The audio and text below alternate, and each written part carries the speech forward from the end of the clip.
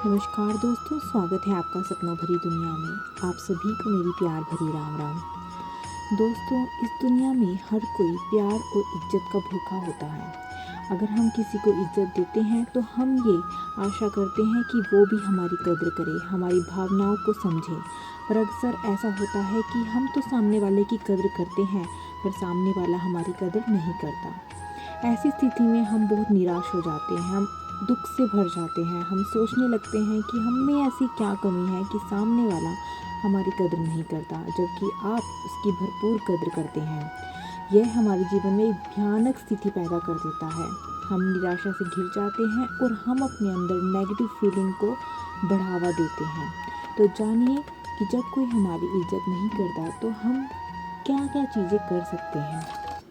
दोस्तों, तो इस वीडियो में हम जानेंगे कि अगर सामने वाला हमारी वैल्यू नहीं करता तो हम इससे बाहर कैसे आएँ और उससे अपनी वैल्यू कैसे करवाएं। सबसे पहले तो हमें ये समझना पड़ेगा कि कद्र किसे कहते हैं। जब कोई इंसान किसी को प्यार, सम्मान, सत्कार करता है तो उसे कद्र कहते हैं।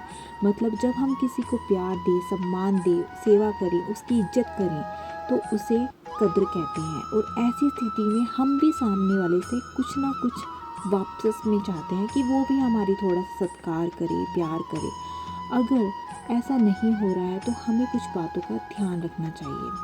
सबसे पहले तो हमें आत्मनिरीक्षण करना चाहिए, हमें सेल्फ एनालिसिस करना चाहिए कि हम में ऐसा क्या कमी है, कि हम ऐसा क्या कर रहे हैं कि सामने वाला हमारी वैल्यू अपनी लाइफ में नहीं समझ पा रहा है। कहीं हमने अनजाने में कुछ ऐसा तो नहीं कर दिया कि उसके सम्मान को ठेस पहुंची हो, उसके सेल्फ एस्टीम को ठेस पहुंची हो। तो हमें इस चीज़ को बहुत गहराई के साथ सोचना है। जब कोई आपकी कदर ना करे तो परेशान मत हो।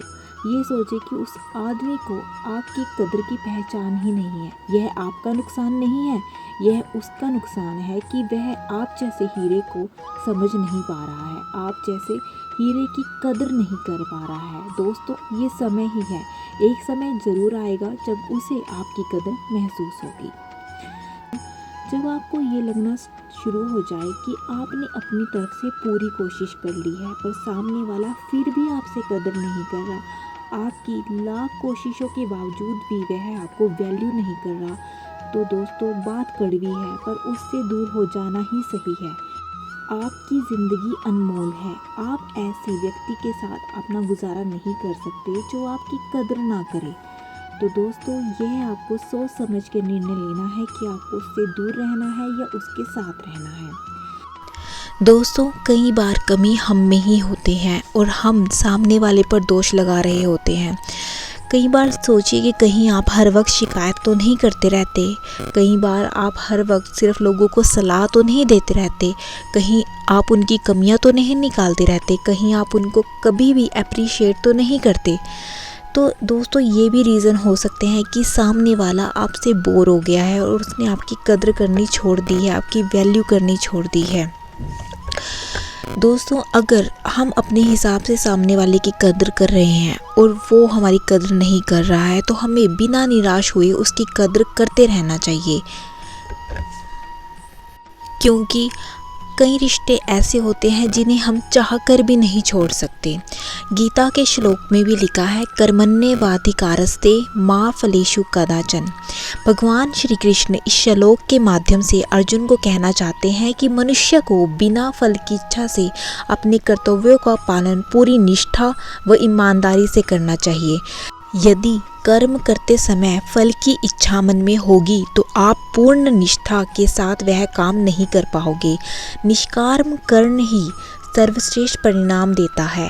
इसलिए बिना फल की इच्छा से मन लगाकर अपना काम करते रहो।